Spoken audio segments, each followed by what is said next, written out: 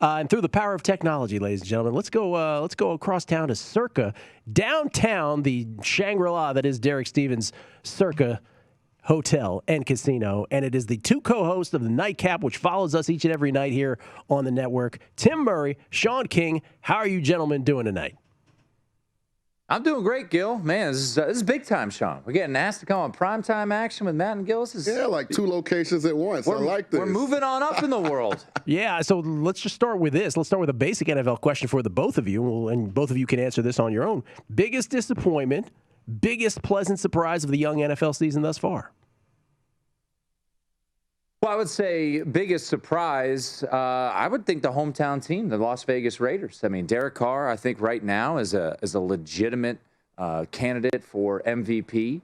You start the season with that comeback victory against the Baltimore Ravens, and then you follow that up with the win at Pittsburgh. And, here they sit at 3-0. So, you look at a preseason win total of 7 guys to be at 3-0 and be that close. Beating the Dolphins. I know the Dolphins aren't world beaters, but still, those are solid teams to beat to start the season. So for me, Shaun, I would say biggest surprise would be the hometown Vegas Raiders. Well, I look at it in the offseason. You make free agent moves, and what you hope is that it doesn't fail. So when it really succeeds, I think everyone in the organization is happy. So putting that into context, I would say the Carolina Panthers. I mean, they took a real huge risk shipping off a solid starting quarterback in Teddy Bridgewater to bring in a guy that had talent but had not produced up until that point, and Sam Darnold. And that's worked out unbelievably well for that football team. So if they can get back healthy with Christian McCaffrey, J.C. Horn can come back second half of the season, then this is a team I think that's thinking playoffs and potentially Super Bowl from an aspiration standpoint. So I don't think anyone had Carolina pegged as that kind of team before the season. Yeah, and as for disappointment, Gill, I don't know if I'd put Washington in there. I know preseason 8.5. Jeez. Look, Gill, I love the under, man. I was all over it. I'm a hometown guy, but I looked at that was an inflated price. Preseason, what was 5.5 last year? Now they expect them to win 3 more games. So I would say, to me, more disappointing has been Atlanta. I thought Arthur Smith was going to come in and with those weapons would really work out. So far, it's been incredibly disappointing. They're not getting Kyle Pitts nearly enough touches. So while Washington seems like the obvious to me, I'm disappointed by what I've seen from Atlanta. I'm going to go with Kansas City. Because you look at the last quarter of last season, and they really struggled. Even though they were winning games, they weren't covering. I mean, they looked really pedestrian. They got fortunate against Cleveland in the playoffs, when Mahomes got hurt to get that victory. And then they got blown out in the Super Bowl by Tampa. So all this offseason, we heard how the Chiefs were getting back to being the Chiefs. And for them to be 1-2 through 3 games, a defense that's ranked 30th in total defense, 31st in rush defense, 31st in sacks, I mean, that's abysmal, because I don't think it's something that you can change. So I'm looking at Andy Reid and the Kansas City Chiefs right now as the most disappointing for me. One of the markets we talk about here a lot is the MVP, because it's just been so incredibly volatile so far in the short season. We've got Kyler Murray now as a favorite, but when you look at it, the odds are so incredibly jumbled. Murray at 7.5, you got Mahomes at 8, Stafford at 8, Rodgers at 10, Allen at 10, Brady at 10. So basically what they're telling us is there's no favorite. Nobody knows what's really going on here. So with all this kind of jumbled up right now, what do you guys think, and what do you like for the MVP? Well, this is when you take your kid to the toy store and you ask them what they want. They say, Dad. I mean, you pretty much can pick whichever quarterback you like the most, because I think it's going to be a QB. But as far as which one is going to win, I think a lot of it's going to have to do with overall team success. I mean, Brady's having a great season. Stafford's having a great season. Derek Carr has kind of come out of nowhere.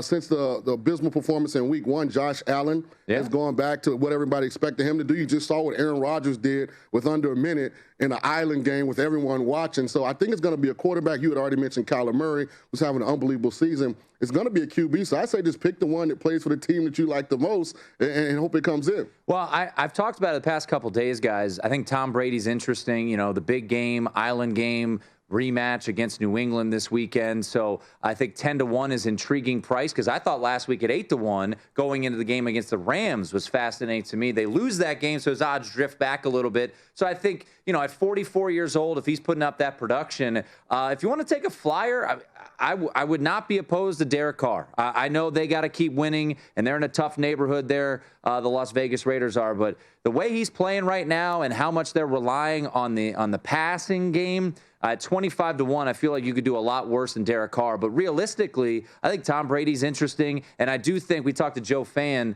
the other day, who, covered the NFC West for a long time. And, the Matthew Stafford narrative discussion of, he gets out of Detroit, he gets to go be with, wonder kid Sean McVay. He's throwing 57 times a game to Cooper Kupp. I think that's going to be an interesting one to play out. And to Sean's point, guys, if you like the Rams to win the NFC or, have the best record in the NFC after the regular season, I think at 8-1, it's an intriguing play there on Stafford. So true about Cooper Kupp, by the way. It's this epidemic in the NFL now where there's the one guy that's beating every Devontae Adams. How can you leave him open at the end of that game? Cooper Kupp apparently is unstoppable. That's a new thing as well. Always a good receiver, but apparently just a unstoppable receiver at this point. I want to ask you both this before we go. Week 4 in the National Football League. Are you both in Circa Millions and Survivor? Where did you guys stand on those two things? Well, I absolutely was in Survivor, but unfortunately, I picked the 1 week the Eagles decided to look like a professional football team, and I took the Falcons. I said the Falcons, and you most disappointing team. And in some kind of way, I fell for the trap. I took the Steelers in week 2 with the Raiders flying cross country on a short week. Everything all the sharps say that you should look for in a game, and it didn't happen. So I'm out. You lasted longer than I did. Hypothetically still continuing. So there's that. I lasted 1 week. Yeah. Well, so I'll strike the Survivor question then, knowing that. What about your Circa Millions entries, or even beyond the entries? What is your favorite 1 or 2 picks in the NFL this week? Start with you, Sean. What do you got? I'd like Cincinnati Thursday night, playing the Jaguars. I just think until Jacksonville proves that they can cover a number, you kind of have to bet against them. And I'm going to take the same approach with the Jets. I just think there are a couple teams that are pretty bad right now, and they're not capable of covering anything under 14, 15 points. So I think -7.5 is a gift. Home team, standalone game, since he wants to make a great impression. And don't forget now, Zach Taylor knows that he has to win this year. There's an offensive coordinator in Carolina named Joe Brady who people can't wait to make the next head coach of the Cincinnati Bengals. So on national TV, I think Zach's going to come through. I think they'll never take the foot off the gas. I like Cincinnati to win this one pretty comfortably. Yeah, for me, I think Carolina, I love the rest factor. They played on Thursday night. Dallas played on Monday. Dallas looked phenomenal, so that's the last thing in our minds is how well Dallas played. They played up to their capabilities. They look like they are far and away the best team in the NFC East, and Carolina feels like you're getting a little bit on sale here. I understand J.C. Horn out, Christian McCaffrey out, huge losses for the Panthers, but getting 4.5, I think, is an intriguing spot, especially knowing that extra little rest that the Carolina Panthers have. And one game that I keep staring at, and this might be a hold my nose special. Uh-oh.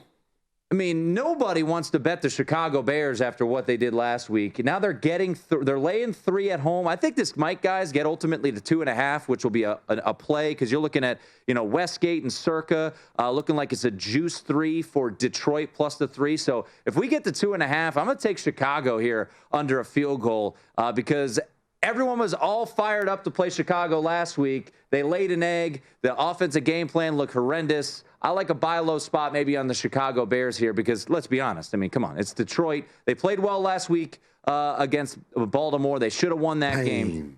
I do like pain. He likes pain, fellas. He likes pain. Not yet. I tell him to stop betting on bad teams. I tell him this every day. I'm waiting on if there's a 2.5, I'm going to go Chicago Bears. They got the same head coach. They still have the same head coach. The same game plan. Yep, Tim, if you bet that game, you have to watch it. You realize that, right? You must watch that game. Trust me. You guys are looking at my college card. There's some ugly ones out there always, but, you got to do it. He likes pain. You got to hold your nose and anticipate some ugly ones. All right, what can we expect on the nightcap tonight? Shenanigans? What else we got? Always shenanigans. We'll talk through some Survivor options, which might be painful for you. Apparently, my Brewers' future looks great, guys, because punching walls is a tremendous play for your setup man. What are we doing? I don't know. We're just two guys at a bar having fun talking sports, Almighty. fellas. And I'm just going to talk more about Wisconsin. Just got to speak that into existence. Wisconsin against Michigan. Timmy, alcohol is a very powerful drug. Very powerful drug. It is. Devin Williams doing his thing. Thank you, gentlemen. Golly, We look forward to the nightcap tonight. Appreciate it. Hey, thanks for having us. All right, see you guys.